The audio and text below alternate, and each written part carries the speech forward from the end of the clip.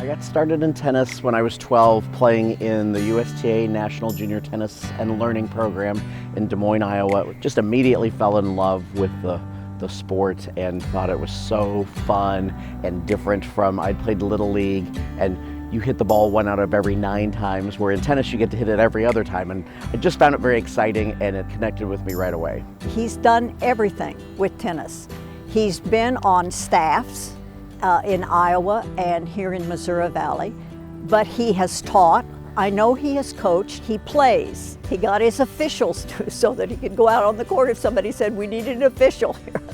So he's done it all. I have never met anybody in my entire life that is more caring and loving, knowledgeable, professional. He makes you want to be better at what you're doing. And I'm not just talking about tennis. I mean, as a human being. In this world today, we need more Scott Hanovers out there, honestly. He's just an amazing person. He puts everyone else in front of him. I think the reason I stayed so connected with tennis early on was I just felt such a passion for it. Even in college, I decided that, I should probably give back to this game in some way. He and Fred Johnson helped win for KC with their camp where they introduced girls to a lot of sports. Well, they really counted on them to do the tennis for a long time. So he's just touched all parts of tennis. Being involved with tennis in the parks on so many different levels is amazing. Of course, it all starts locally. As I got to know more and more about parks, I got involved with that on a more national level. The highlight of my volunteering was probably getting the call in 2009 from Lucy Garvin. She was president of USTA at the time and asked me to be chairperson of the Tennis in the Parks Committee. My predecessor was Billie Jean King, and I couldn't possibly imagine following in her footsteps. He would take these high school kids to the US Open and share that magical experience of being in the Open with these kids.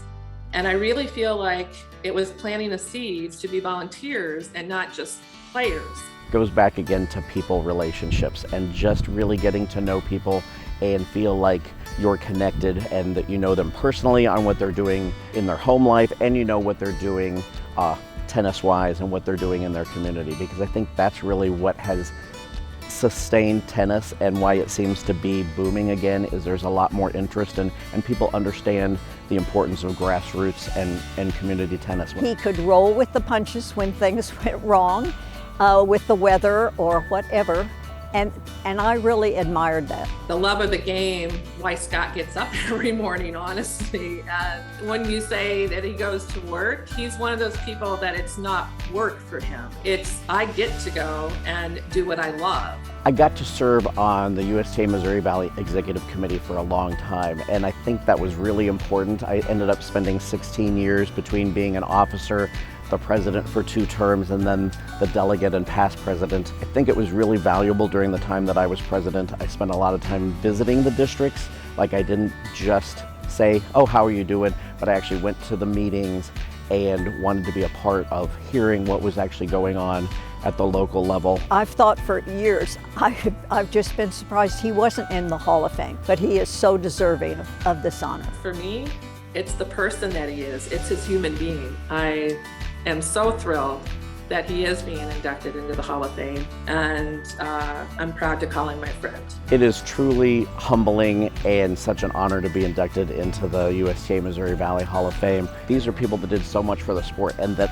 I'm included as part of that group, to me, is just absolutely flattering beyond anything I can imagine. Because when I was a kid starting tennis in Des Moines, I didn't know there was a Hall of Fame or all of these opportunities for me that became available, and it's truly been really special, and I'm so thankful.